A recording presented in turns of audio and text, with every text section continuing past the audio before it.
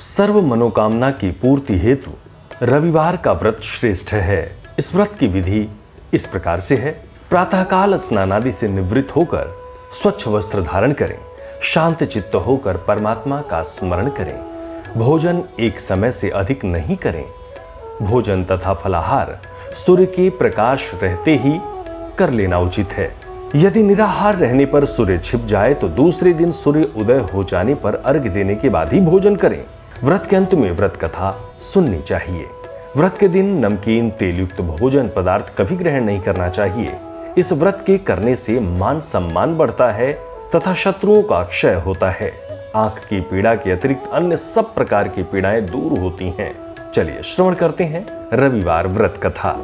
एक बुढ़िया थी। उसका नियम था प्रति रविवार को सवेरे ही स्नान आदि कर घर को गोबर से लीप कर फिर भोजन तैयार कर भगवान को भोग लगाकर स्वयं भोजन करती थी।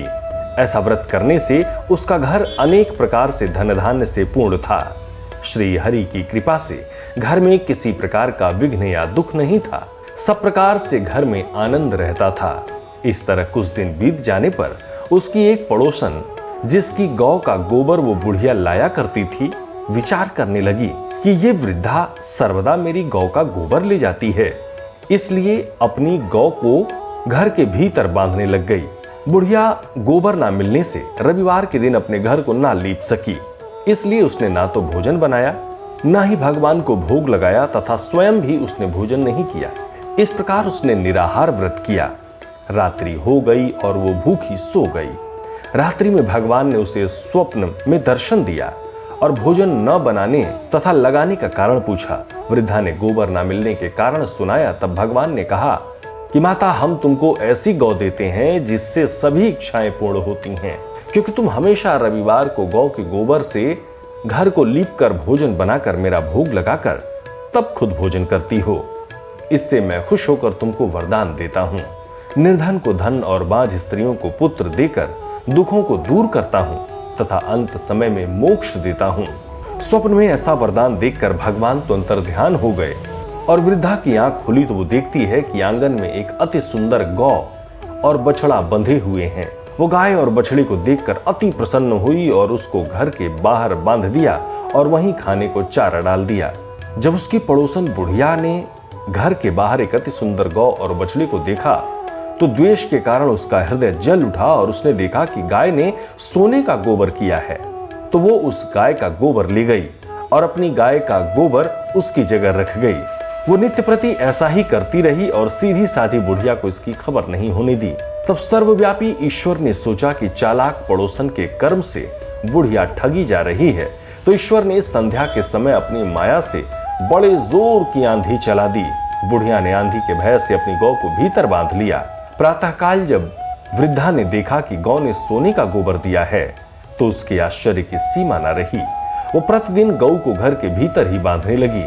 उधर पड़ोसन ने देखा कि बुढ़िया गौ को घर के भीतर बांधने लगी और उसका सोने का गोबर उठाने का दांव नहीं चलता, तो वो ईर्ष्या और डाह से जल उठी और कुछ उपाय ना देख पड़ोसन ने उस देश के राजा की सभा में जाकर कहा, महाराज, मेरी पड़ोस में एक वृद्धा के पास ऐसी गौ है जो आप जैसे राजाओं के योग्य है।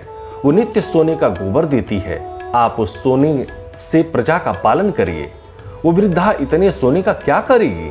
राजा ने यह बात सुनकर अपने दूतों को वृद्धा के घर से गौ लाने की आज्ञा दी। वृद्धा प्रातः ईश्वर का भोग लगा भोजन करने जा रही थी कि राजा के कर्मचारी गौ खोल कर ले गए। वृद्धा काफी रोई चिल्लाई, किंतु कर्मचारी के समक्ष कोई क्या कहता।